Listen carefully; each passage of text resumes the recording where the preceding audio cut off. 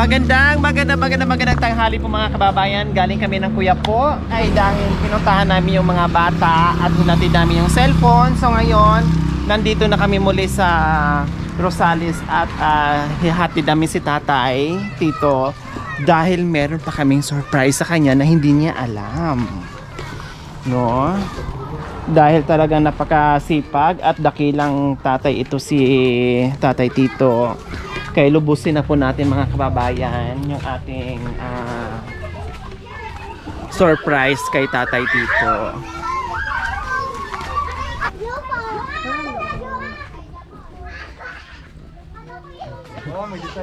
So ayan, nandito. Wow! Flag ng USA.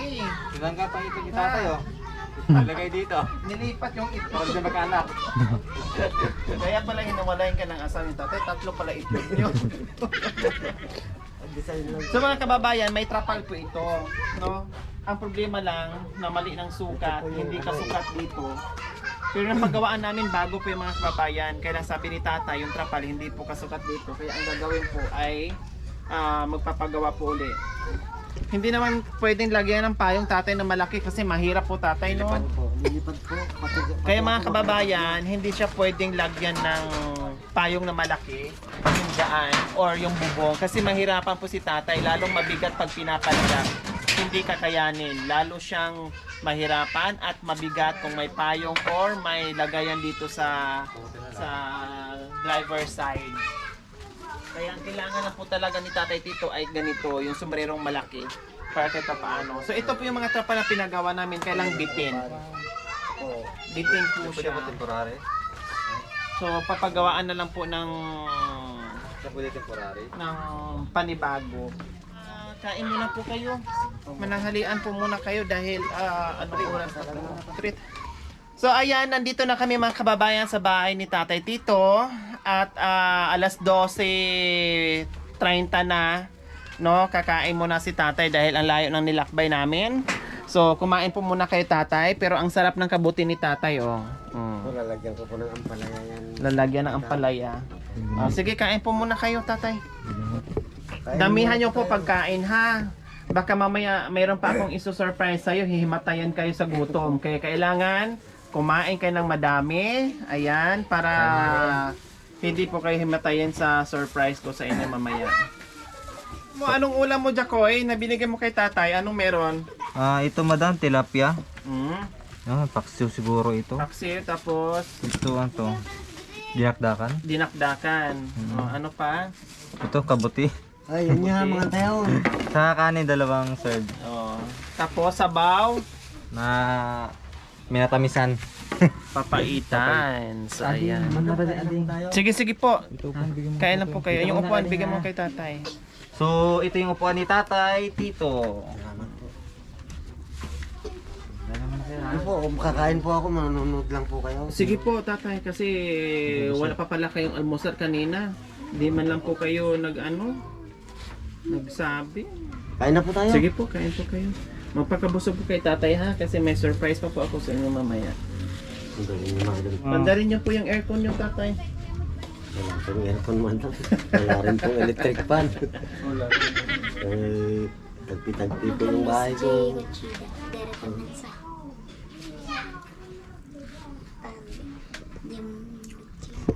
So ayan po mga kababayan, galing kami ng Nueva Ecija. Ang layo po mga kababayan dahil nakita nyo kanina na pumunta kami doon dahil inabot namin yung dalawang cellphone doon sa dalawang anak ni tatay. Natagi-isa din po silang cellphone na nanggagaling po sa ating sponsor na si Tita Fee. So ayan. So ngayon, nandito na kami uli at nandito na kami muli sa bahay ni tatay. Pinakain muna namin siya, nag-lunch at ang ulam ni tatay napakasarap, no? And then, syempre, busog na si tatay. Opo, busog na po ako. Busog na daw si tatay. So ready ka na dahil meron kaming balita sa iyo, tatay. Opo, Yeah. madam. So ngayon, tatay, nandito kami dahil meron pa kaming surprise sa iyo. Dahil Father's Day nung nakaraan, ito na yung regalo namin para sa iyo at para sa pamilya mo sa Father's Day. So, sino ba bumati sa iyo nung Father's Day, Tatay Tito? Yun pong dalawang babaeng anak ko po, Happy Father's Day sabi nila sa akin po kahapon. Anong inabot? Wala naman po, Flowers. Hinalikan ko na lang po sila. Wow, ayun ang importante. Kahit walang Salamat iabot, ka ako mga anak. ang importante yung bati. Yun na yung pinaka-importante kahit wala kang maiabot. No, kahit anumang selebrasyon, yung Happy Father's Day ay malaking bagay na po yun sa inyo. Na binati kayo ng mga anak mo. No, na maalala man lang yung kaarawan ng mga dakilang ama na tulad mo. Taka nga po ako, hindi ko naman po alam yung Father's Day, Happy Father's Nakalimutan Day. nyo na rin po yung Father's Day. Oo. Ang Mother's Day, lalong nakalimutan nyo. Opo, lalo na. Hindi ko na po alam talaga matam eh. Talagang inisip ko lang talaga yung a day Pang-araw-araw. namin. Opo. Na kung ano yung pang-araw-araw. pamumuhay, kayod-kayo doon, Kung kayo ano dito. yung binigay ng Diyos na biyaya sa amin, yun na lang po Yun yung na lang. pinagpapasalamat ko araw-araw. Pero yung Happy Father's Day, Happy Mother's Day, Pero yung birthday niyo po, tatay, hindi niyo po nakalimutan. ay nakalimutan ko na rin po kasi wala po akong ihanda. Kailan bang Hindi birthday na ni po, tatay? December 16 po ako, 1962. Wow, December din siya. So magkaparehas pala kami, no? December din ang buwan ko. Parehas tayo, tatay. December din pala, no? 19... Siguraduhin ko lang yung 19. 1962 po. Ayun, 1962. Buti lang ako, may 2 din pero hindi 6. Okay, tatay, nandito kami. Hindi ko napatagalin dahil ito ang aming sorpresa ni Tatay Tito ay dito po muna kayo. Sige po. Ano po yun hula nyo, tatay? Hindi ko po alam, sir. Okay, Ay, madam, hindi ko kung na- ano po yung surprise. Ano kayo yun, niyo, sir. madam? Hindi ko po alam, madam, kung ano po. Okay, hindi ko na patatagalin. Ang surprise namin sa iyo, tatay, para sa Father's Day ay ipapaayos namin ang bahay mo! Maraming salamat po. Mayayakap ko po Oh. kayo, madam. Kasi sa tagal po ng buhay ko, ngayon lang po ako talaga matuwang husto. Kasi ang hirap po ng talagang kalagayan ko sa buhay. Lalo-lalo na ang aking mga anak. Maraming salamat po, madam.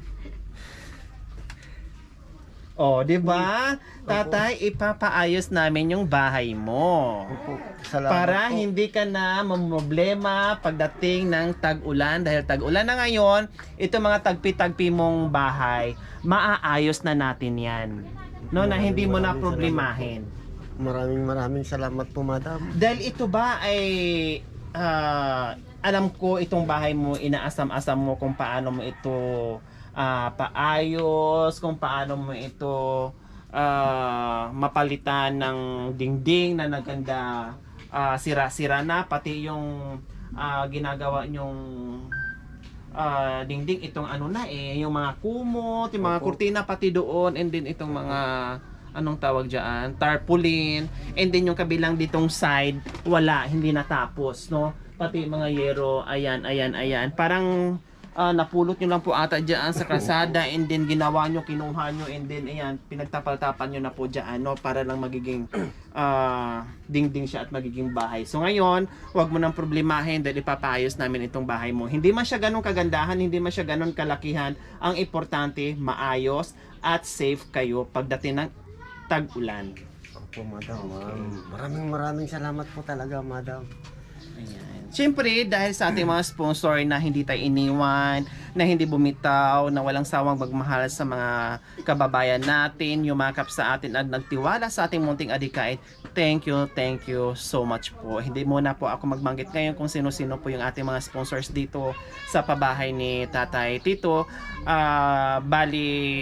Nagpunta lang kami dito para i-update namin si Tatay at masabi sa kanya at paano uumpisahan at saan muna sila temporary matulog. Gagawa muna siguro dyan ng kubo-kubo dyan sa gilid, tatay, para lagyan nyo po mga gamit para hindi mabasa pag umulan, no? Habang ginagawa ito, dyan muna kayo sa gilid, gawa ka muna ng kapirasong mahigaan nyo at paglagyan ng mga gamit, no, tatay? Opo. Tapos siguro yung ipapagawa natin, mga halos ganito din kalaki.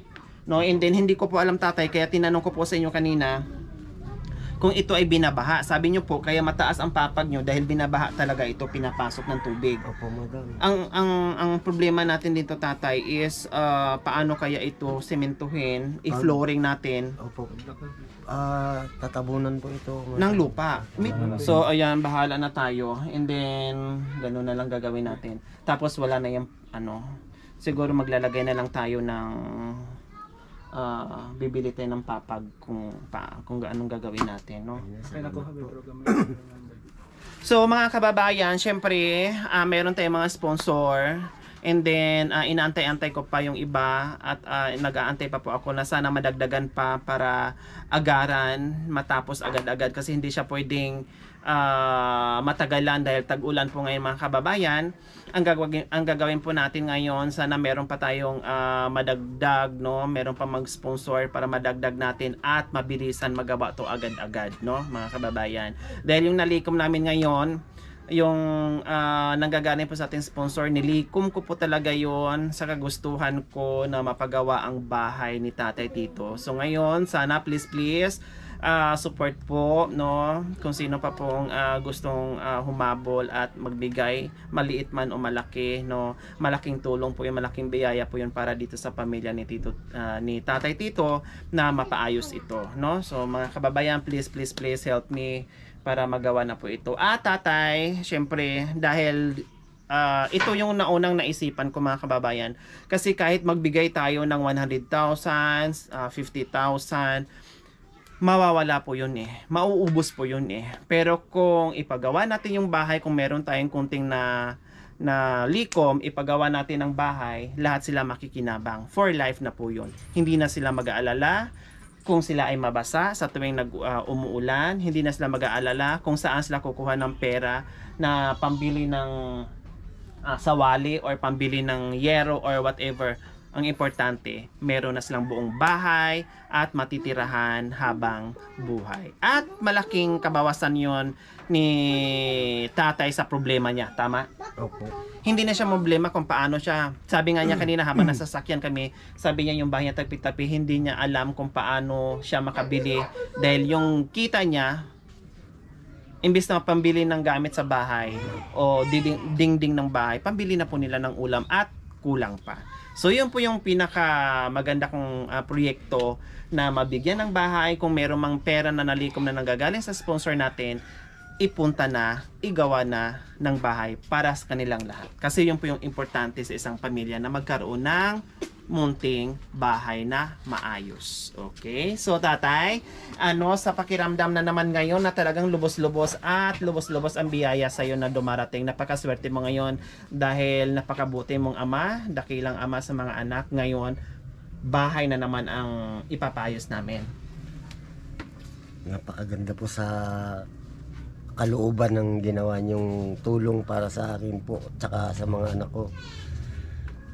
Hindi ko po masusubalitan ng ginawa niyong kagandahan sa ginawa niyo, madam. Kasi hindi ko po hanggang buhay po ako, hindi ko po magagawa itong ginawa ninyo na tulong sa akin. Maraming salamat po sa inyo. Sa gininto ang puso nyo. Sana hindi kayo magsasawa sa amin na kagaya kong mahihirap. Walang anuman tatay. Kaya sabi ko sa'yo, yung mga sinasabi mo noon na nawalan ka na ng pag-asa, halos hindi mo nakakayanin ng problema mo, halos mabubuang ka na, halos mabibiyak na yung ulo mo, halos sasabog na yung dibdib mo dahil sa problema na dinanas mo. At nasabi mo pa sa akin kanina na nasisi mo ang sarili mo, bakit ako naging ganito at napadami pa yung anak. Pero yon, lahat may kasagutan. Habang buhay pala tayo, huwag tayong mawalan ng pag-asa dahil hindi natin inaasahan, wala sa edad, no?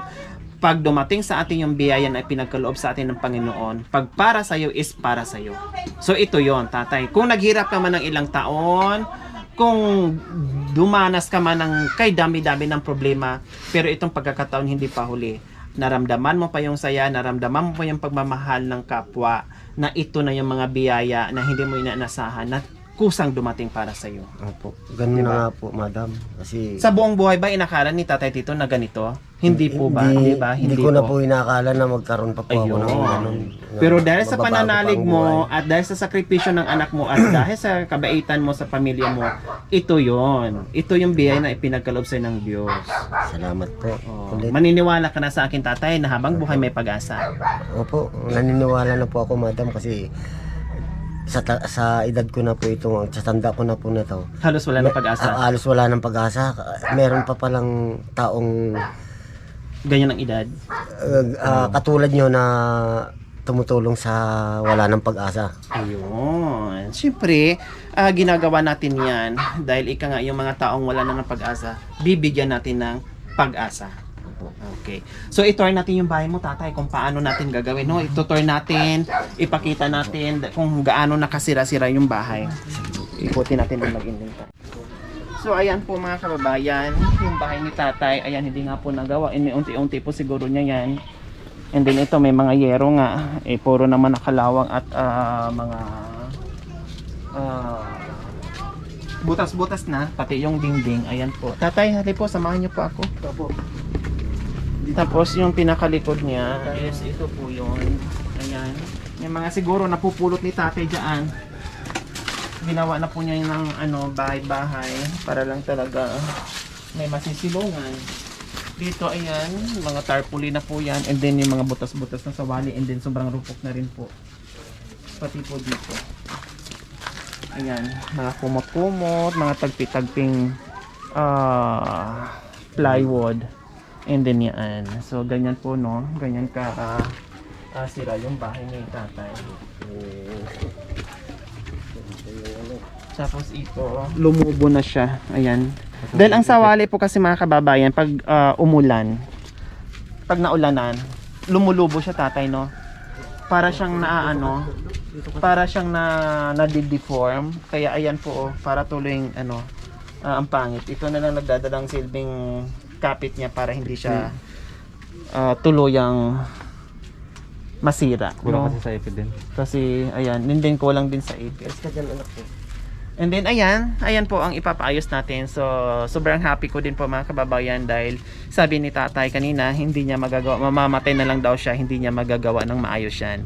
So gagawin natin sa abot ng ating makakaya. Please sa aking mga sponsor, no, kailangan pa po namin hindi pa po sapat yung aming pera na nanggagaling sa sponsor. So kunti na lang po yung kulang. So sana meron pa magpahabol. Please para dire-diretso namin para madire-diretso na po yung paggawa sa bahay ni Tatay. So ayan po, Tatay, ha, basta mag-update kami at Po, maraming salamat po, at saka hindi ko po masusuklian ng maganda yung ginawa nyo po sa akin. Kasi hanggang nabubuhay po ako, hindi ko po magagawang ganito ang bahay ko. Hindi ko po magagawa kasi wala na po akong pag-asa sa buhay na magagawa ko pa po itong bahay namin. Buti na lang po nandyan si Madam Lori na handang tumulong po sa hirap ng buhay namin. Salamat po sa sponsor tsaka sa Panginoong Diyos at nabigyan pa po ako ng magandang pagkakataon. ayan. So walang man, Tatay, dasal-dasal, wag mawala ng pag-asa. Dasal lang po tayo, no? Opo. So ayan mga kababayan, abangan nyo po yung update dito sa bahay ni Tatay Tito dahil soon as possible, umpisahan po namin ito dahil bibili pa kami ng materials and then maghahanap pa ako ng karpentero. So maraming salamat po muli sa ating sponsor. In advance, nawa ay pagpalain pa po tayo ng Panginoong Diyos araw-araw upang sa ganon marami pa tayong mga kababayan na nawawalan ng pag-asa na bibigyan natin muli ng bagong pag-asa. Thank you so much po.